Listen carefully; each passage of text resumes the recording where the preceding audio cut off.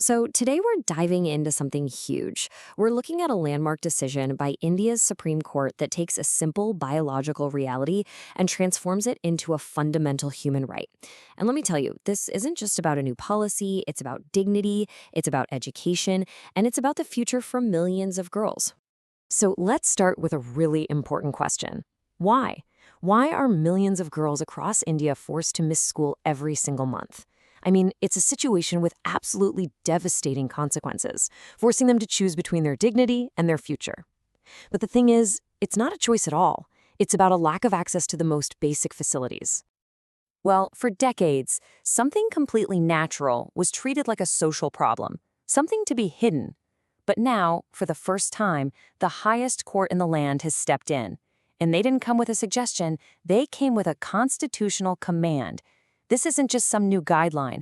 This is a whole new reality for schools all across the nation. All right, so let's get into it. First up, a landmark legal shift. And to really get a grip on why this was so desperately needed, you have to look at the numbers. And they're pretty staggering. They really reveal why the court had to step in so forcefully. Okay, get this. The latest National Family Health Survey found that only 78% of young women between 15 and 24 use hygienic menstrual methods. That means millions are being left behind, facing health risks, social barriers, and, of course, missing school. This is the exact reality that prompted the Supreme Court to intervene. And here's the headline, the big moment. In the case of Dr. Jaya Thakur versus the government of India, the court didn't just suggest something, it made a declaration.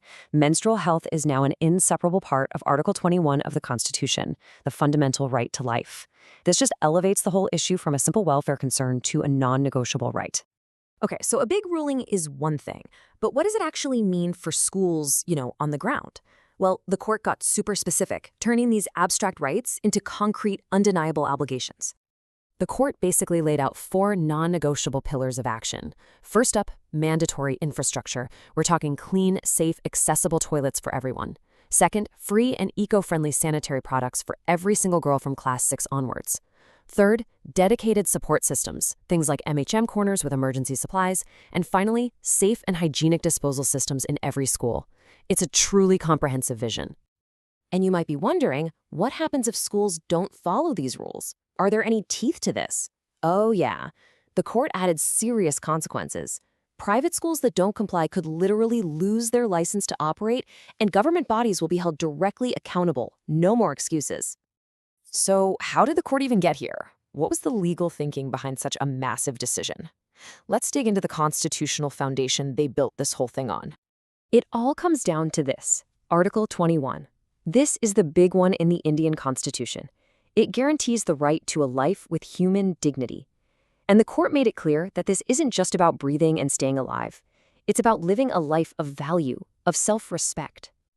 And the court's own words here are just incredibly powerful. They said, dignity is not abstract. It must translate into real, enabling conditions. They basically argued that forcing girls to deal with their period in unhygienic, unsafe, and humiliating conditions is a direct violation of that right to a dignified life. But that wasn't all. They brought in another huge piece of the puzzle, Article 21A, the right to education.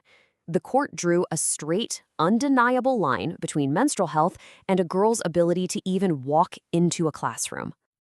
And this is where things get really, really interesting. The court completely reframed what free education actually means. It argued that education isn't truly free if a girl has to stay home from school because she can't afford or find sanitary products. This period poverty, as they called it, is a direct, gender-specific barrier that violates her constitutional right to be there. But the court was smart. They knew that just providing toilets and pads wasn't going to solve the whole problem, not even close.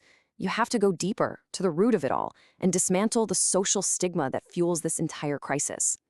For centuries, you've had these deep-rooted stigmas and taboos, this idea of being impure, that have led to generations of shame and silence and social exclusion. This ruling recognizes that this isn't just about hygiene. It's about breaking down a cultural mindset that just doesn't belong in a modern democracy. And the court had something powerful to say about that, too. Time is overripe that we recognize menstrual health as a shared responsibility rather than a woman's issue. I mean, wow. That changes everything, right? It's not a woman's issue anymore. It's everyone's responsibility. So, what did they order? A total cultural reset inside schools. Educate the boys about menstruation as a simple biological fact. Train male teachers to be supportive allies. Create a curriculum for all students that's responsive to this. And above all, foster an environment where no girl ever feels shame or faces harassment. It's about building an entire ecosystem of support. So, when you zoom out and look at the big picture, what does all of this add up to? It is nothing short of a revolution in thinking, a fundamental shift from seeing this as a welfare issue to seeing it as a constitutional right. And this slide really shows you just how huge that shift is. On one hand, you have the old way, the welfare approach, where this was a discretionary policy, an act of charity for beneficiaries. But now we're in a completely new era. It's a rights-based, constitutional obligation. Girls aren't just recipients anymore. They are right holders, and they can demand what is theirs. And that's really the heart of it. That's the big takeaway here. The Supreme Court has taken a natural biological process and woven it directly into the fabric of the nation's highest ideals: constitutional law, gender equality, and social justice. So, the court has spoken. The law is crystal clear. But it leaves us with one final massive question. A legal ruling is one thing, but can a judgment on its own really dismantle generations of deep-rooted social stigma? The court has given us the map, but the journey? Well, that requires all of us to change not just laws, but hearts and minds.